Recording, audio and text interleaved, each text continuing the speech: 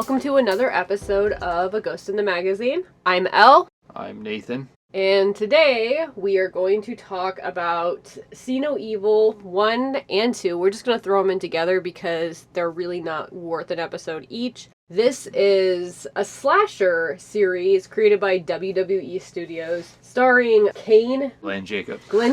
Sad I know that. So this was kind of a throwback to Nate and I's childhood because we were both Attitude Era WWE fans. So, unfortunately, I think it was a bit of a letdown if you're going in with, high expectations from, a WWE superstar from your childhood. Any expectations at all was a letdown, kind of. True. Age. We were kind of talking before this about some of the films that we've watched that we didn't really like, or at least that were on the lower end of the production spectrum, like Bad Ben, which, honestly, my favorite series, but also I know it's trash. And a lot of the Full Moon stuff, again, my favorite shit, also trash. The difference between those and this series is that the WWE comes bankrolled. They put a lot of money into these projects. They still didn't get much out of it. I mean, it said that it made a profit though, right? Yeah, technically. The budget was $8 million. The box office was $18.6 million. I mean, Wikipedia wouldn't lie, so. Jesus Christ, dude, I'm reading this. The original working title of the film was Ice Cream Man. Oh my god. It's just that's a fucking terrible name, dude. There was something like that. Oh, it's We All Scream for Ice Cream. It's not as corny, but god damn. I mean, See No Evil is pretty cliche. I think that that's the big problem. Looking through the reviews is how fucking cliche it is. Yeah. You're gonna do a horror movie with Kane? Just take his character from the WWE and make a horror movie out of it. It's some burnt guy who got fucked by his brother or whatever, and then, he's angry at the world or whatever, and he goes and murders people. It's do we need some cliche ass, his mom was super religious and she kept him in a cage and poured water on him when he masturbated or whatever the hell, I don't know. Yeah, it's like his mom is Carrie's mom and also Jason Voorhees' mom at the same time. Yeah, it's been done so many times, and we don't really need the Vince McMahon input on it, to be honest with you. That's true. I still think, looking over the wiki page, the fact that it had a separate box office release is wild to me. I can't believe this was not a direct-to-DVD film. Yes. I mean, spoilers, I went through most of the WWE films, and most of them are direct-to-video. There's not very many theatrical releases. That tracks. So let's talk a little bit more about the plot on this one. So, it's very disjointed the way the starting scene comes in, because all we have is this weird fucking house. There's handles and shit everywhere, the religious overtones and shit, and there's just bodies everywhere, and we're seeing these cops raid and then shoot someone. Does he die? That's the whole thing, is that obviously we can't kill Kane / Jacob Goodnight. That is something we find out as we go through these movies. Another horror cliche, Yep. How bad are these officers where he has this 7 bodies laying around his fucking house and right, they're rotting and shit. Unless it's super rural, you're not gonna have 7 bodies sitting around without somebody, a neighbor or something, smelling that. Yeah, exactly. That's how Gacy got caught, bro. And he at least put him in the crawl space, kind of buried him. Right? They're just laying around your house. Which is also weird. What kind of decor were you going for there, Jacob Goodnight? Dead bodies everywhere. Oh, that's a Korn song. So maybe he was just a Korn fan.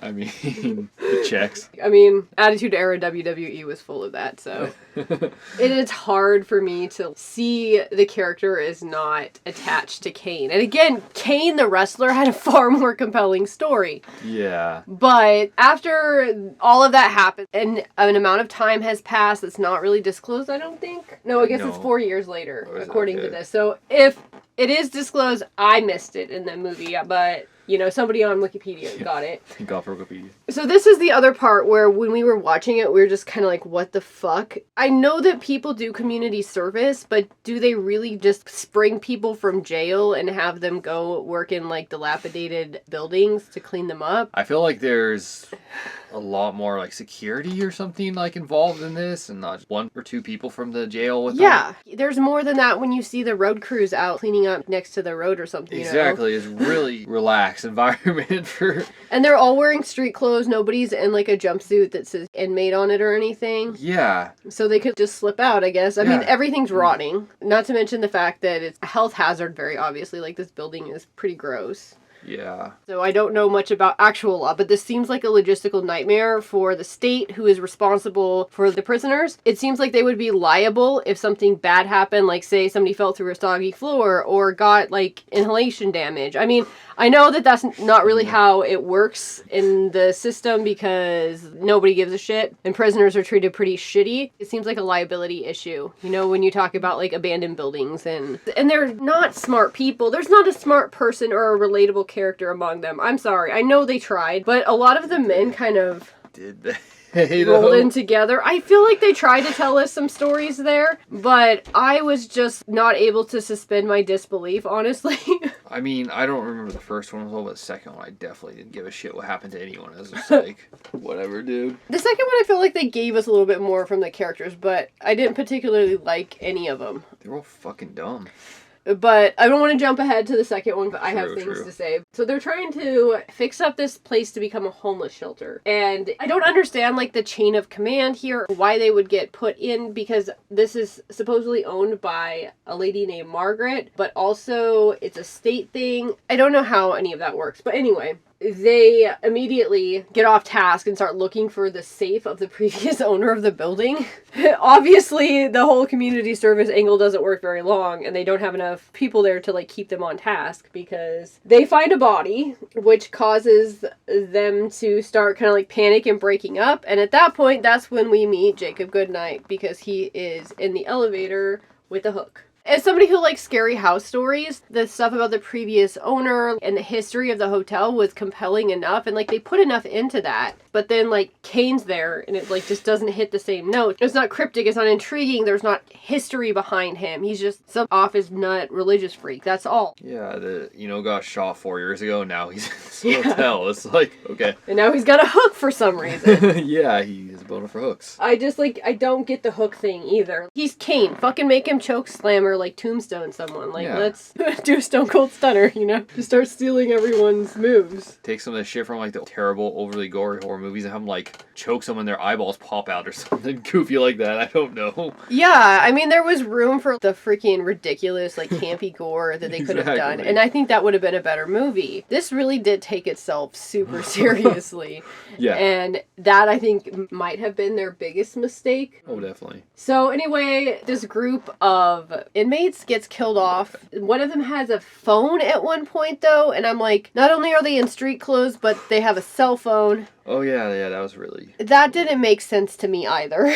We have the cliche problem, we have the taking ourselves too seriously problem, and then we have the suspension of disbelief problem. So there are major issues with this movie. I just couldn't get into it. I couldn't, like, slip into it the way that even, like, Bad Ben, some of the Bad Ben movies are arguably really not that watchable. Still, I was having a better time every single time. I guess let's just speed this up. There's a lady that he's, for some reason, because she has tattoos and she's dressed kind of skanky, he decides to put her in a cage and keep her alive. And at one point, there was this weird, like, sexual tension where I think he was gonna beat off, but somebody interrupted him, which was, alright, that's a choice you made there in that writing and all that. But in the end, apparently, the other inmates try to break out the chick in the cage, which they would have been smarter just to run, TBH. Yeah. And I think everyone dies in the end. Yeah, I think that's the theme of these. Yeah, because, you know, you can't kill him. You think he's dead. And that's the other thing. Like, how many Halloween movies do we have to watch before we just, like, know bitch isn't dead? Like, chop him up into pieces. Yeah.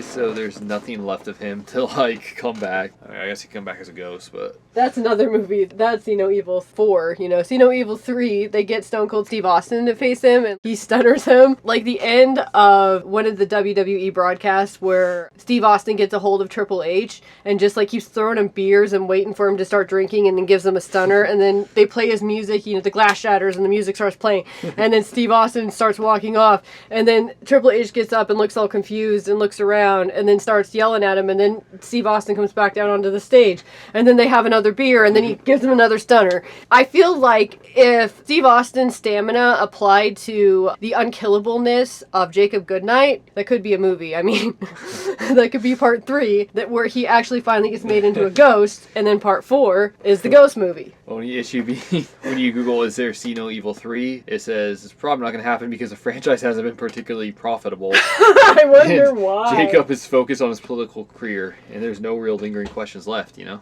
Yeah. Okay, so we can just kind of, like, put a pin in 1. We'll go into 2 in a minute. But another reason why... Not a fan of our boy here. And I was a Kane fan, I think, when I was a kid. But I had a shirt. His politics are... Nope. Hell no. He's a anarcho-capitalist, I guess, or like at least leans that way. If you're an ANCAP, stop listening to our podcast and go fuck yourself. Don't add us. Just fucking get the hell out of here. And go masturbate in a cage to Kane, you know? Yep, go masturbate to Kane. Go fucking lobby for child bride laws like fucking happen in Kane's state. It always seems to be the child consented from those fucks, and I have no space for them. It's really disingenuous to have a political opinion that's like, yeah, go be who you want to be. Do what you want to do, but I'm going to do everything I fucking can to try to kneecap you, and the economy is going to be awful unless you suck the dick of the guy that tells you that you have to be exactly like every other good old boy that ever existed. You're not a rebel, you're not cool. But anyway, okay, let's get off this segue. Huh? Not like his brother. American Badass. American Badass. No, I think that he's just like a... No, he's like a real estate salesman now, but you know. He's like a lib capitalist. He tried to be the biker guy for a while, though. Anyway, the next movie, arguably worse. Yeah, possibly. To me, it was maybe slightly better because I didn't have to sit through the whole stupid backstory and everything. That's true. I didn't really need like the whole intro of, oh, it's someone's birthday, whatever, and they're celebrating in the morgue. Like, cool. Yeah, which... Not weird. That's not going to happen. Again, they have a big suspension of disbelief issues here. So you have to create a story that at least has a base in reality so that you can push the edges of reality out. There is no way in fucking hell anybody is having any birthday party, especially with outside people. It's one thing if you were talking about like an office party where like Karen from accounting brings over a fucking ice cream cake or something and you all stand in there awkwardly like waiting for someone to fucking talk about a fucking photocopier or something for like 20 minutes and then you get back to work. That's not what happened here. A bunch of outside people fucking show up and they're all partying and banging and doing all kinds of weird shit in the morgue. On top of it, there's this strange dynamic between this Adam ruins everything looking motherfucker and the chick whose birthday is going on. Like, he wants to bang her, but he won't say anything because he's a pussy, I guess. Yeah, nice guy. Well, this made me laugh. Directors claimed their desire in taking on the film was take the character Jacob Goodnight and bring him to the level of Michael Myers and Freddy Krueger and Jason Voorhees. Like, really? Did you think that was going to happen?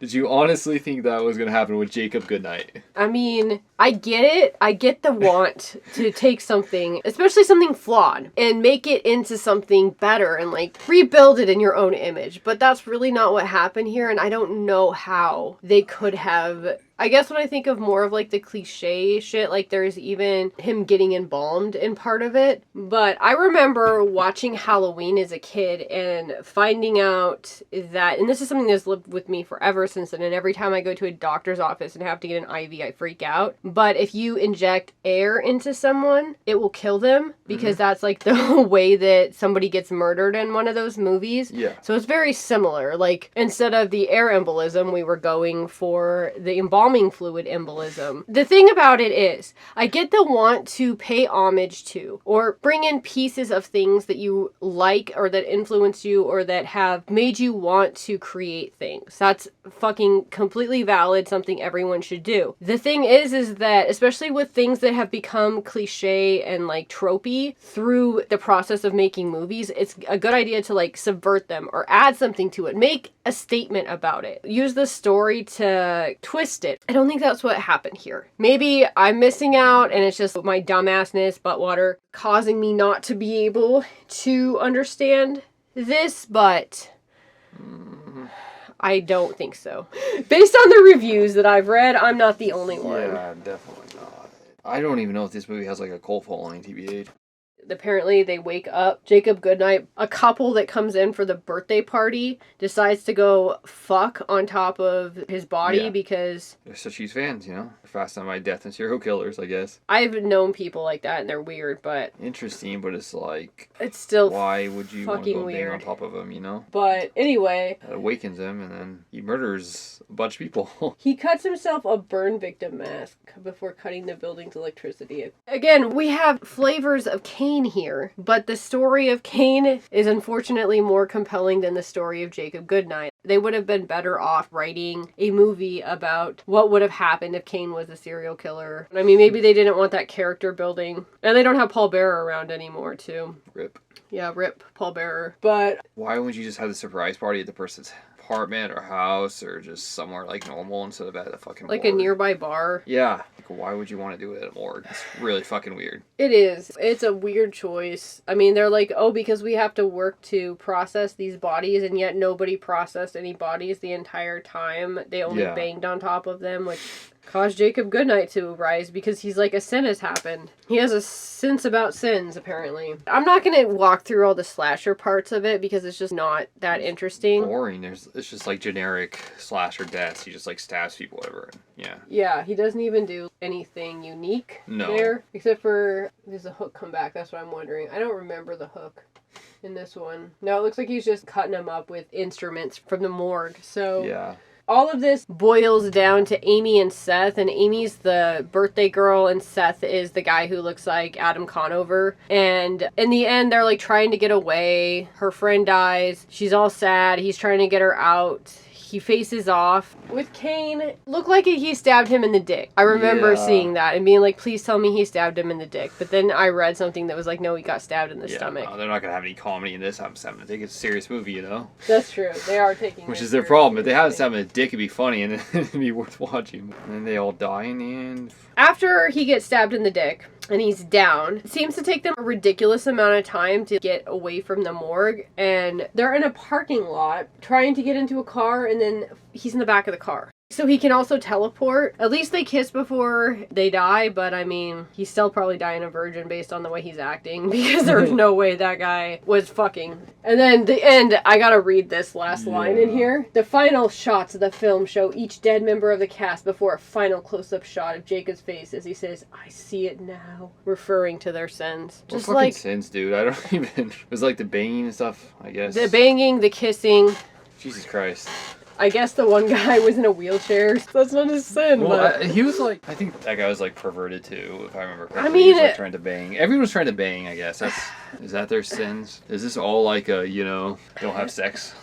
Obviously, this was written and directed by different people. This does not have Vince McMahon in a producer role. But I'm seeing this as coming from the same place where we had like the Attitude Era WWE storylines. And this purity coming from people that wrote about a fucking 90-year-old woman giving birth to a hand because she was banging Mark Henry. I can't. Like, the people who brought us Right to Censor. Right to Censor was fucking annoying. And this is the same energy. It's just using purity culture as a weird heel in this story without actually like really critiquing it or saying anything interesting about it, which is annoying. If you're gonna fucking put it up there, say something. It's also just a really derivative, not very interesting take for a horror antagonist. We've seen this before too many times. I don't know if I've seen these directors' movies. I haven't heard of any of these. They're Canadian twin sisters for the second one, Dead Hooker in a Trunk. Which sounds, American Mary. I think I've heard of that one before. ABCs of Death 2. I've never watched any of those. Do they just do like weird movies, I guess? Kinda. It seems like it. I couldn't imagine a way they could have made this better. Especially as directors and not as writers. I wouldn't hang this on them. I think as far as the action in it, it was probably the best that they were gonna do with what they were given. The writing in it is... Nathan Brooks and Bobby Lee Darby. I have no idea who either they are, but... Another Nathan. Yeah. Bobby Lee. Based on a character by Dan Madigan. Dan Madigan. Oh, he's written and produced SmackDown. He's a wrestling writer who... I was gonna say, I have to say, this reeks of fucking Attitude Era WWE fucking heel storylines. It's so bad. It's not, I don't want to be a dick. It's not uncreative. It's just, when you have a rigid thing, a dichotomy, like good and evil, and you just lean really hard into one of them, all of the tropes and cliches and stuff around that. I think the philosophical question that it's trying to get us to ask is, what is evil? Considering the source, that's sketchy. Present a dichotomy and you take out one half of it in like a very strong narrative sense. And it's like, I don't know, good, bad, bad's good, fuck it. It feels sus coming from hard Law and Order prototypes. What's the point? Don't think I don't know. I feel like there's no vision or like real like meaning other than they just wanted to. I think they just wanted tried, to put a movie out that had Kane in it and try to just like get that coin, you know? Let's like put all the horror cliches we can to this motherfucker. It's gonna be fucking fire, and then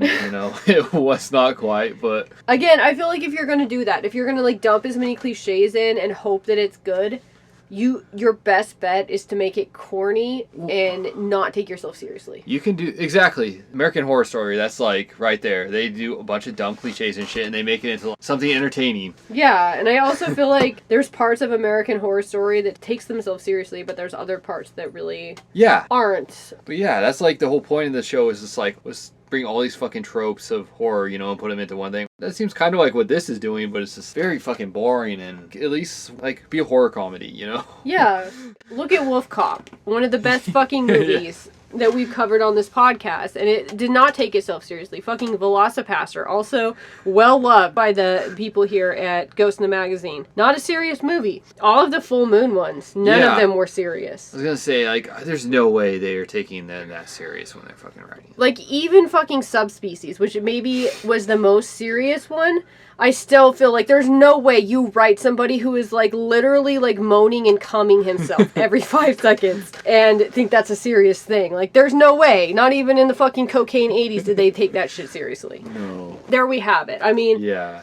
Did I have high hopes for this? Was I excited when my brother said, there's a WWE horror movie, and apparently there's a Mark Henry one that's we're gonna have to check out at some point. But I think that my disappointment with Kane and my disappointment with this movie are about at the same level. I feel less disappointed, more annoyed. I knew it was gonna be bad, but like I don't know. It was on the Birdemic Evil Within spectrum, somewhere in there. I've never seen The Evil Within, but I'm just going to go ahead and say I don't give a fuck. Birdemic was more entertaining me than this. Birdemic was. If nothing else but for, like, the fucking birds, the animated birds. Exactly, and, like, the terrible, like, explosion effects, just everything. I don't know, it was more fucking entertaining. That is our episode for this week. Next week, we're going to be back. We're kind of doing a slow start to July before we get to the Stephen King and Stanley Kubrick movies. We're trying to get our books wrapped up because we are reading to accompany the movies that we're watching. So Nate and I will be back with another double header episode next week, and that is going to be Bad Ben 2 and 3. We've already